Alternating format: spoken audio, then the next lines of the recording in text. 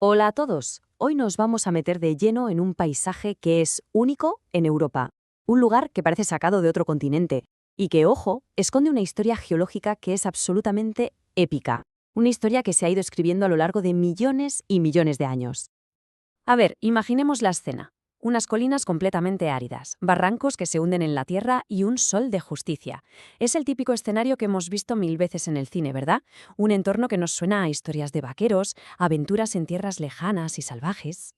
Y claro, la pregunta salta a la vista, ¿no? Con esta pinta, pues perfectamente podría ser Arizona o Utah, vamos, los paisajes míticos de cualquier western. Pero, como suele pasar, las apariencias engañan. Pues no. Y aquí es donde la cosa se pone interesante. No estamos en América, para nada. Estamos en Almería, en el sur de España. Y esto, claro, nos plantea un misterio que es fascinante. ¿Cómo es posible que exista un paisaje así, tan extremo, en plena Europa? Venga, vamos a meternos en faena. Estamos hablando del desierto de Tabernas, que está reconocido oficialmente como el único desierto de verdad que hay en todo el continente europeo. Lo que vamos a hacer ahora es una especie de investigación geológica, como si fuéramos detectives, para sacar a la luz todos sus secretos. Nuestra historia empieza haciendo un viaje, pero un viaje en el tiempo. Y bien, bien atrás. Para poder resolver este misterio, lo primero que tenemos que entender es qué había aquí mucho antes de que esto soñara siquiera con ser un desierto.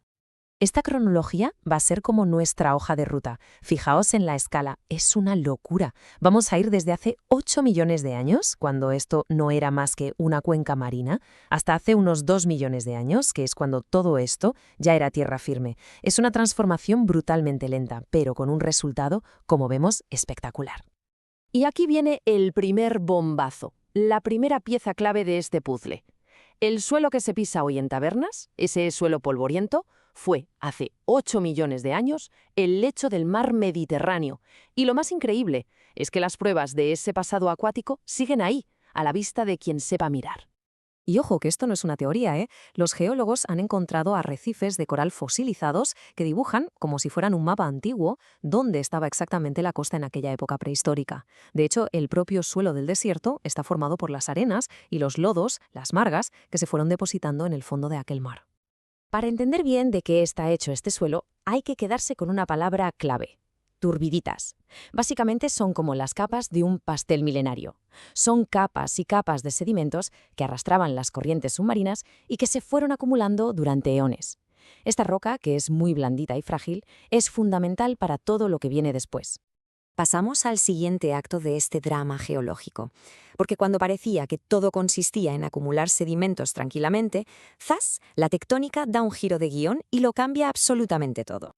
Las placas tectónicas allá abajo empezaron a moverse y a empujar con una fuerza descomunal. Y así, de una forma lentísima, a un ritmo más lento que el crecimiento de una uña, empezó a levantarse lo que hoy es la Sierra Alamilla, surgiendo directamente del fondo del mar. Y el resultado fue increíble. La Sierra Alamilla actuó como una especie de presa natural que fue creciendo y acabó aislando una porción del mar. Y en ese proceso, levantó e inclinó todas esas capas de sedimento, todos esos estratos del fondo marino, justo en la dirección contraria a como se habían depositado originalmente. Bueno, una vez que el mar se retiró del todo, el escenario ya estaba listo. Pero para crear el paisaje que vemos hoy hacía falta una combinación muy específica de factores. Vamos, una receta geológica perfecta. La clave de todo está en cómo estos tres ingredientes se mezclan. Por un lado tienes la roca blanda, que es la materia prima, como si fuera arcilla. Luego el levantamiento continuo que la va empujando hacia arriba, exponiéndola. Y finalmente el clima árido con lluvias torrenciales, que actúa como un escultor muy violento. Vamos, la tormenta perfecta para la erosión. Y esta receta da como resultado lo que se conoce como Badlands o tierras malas.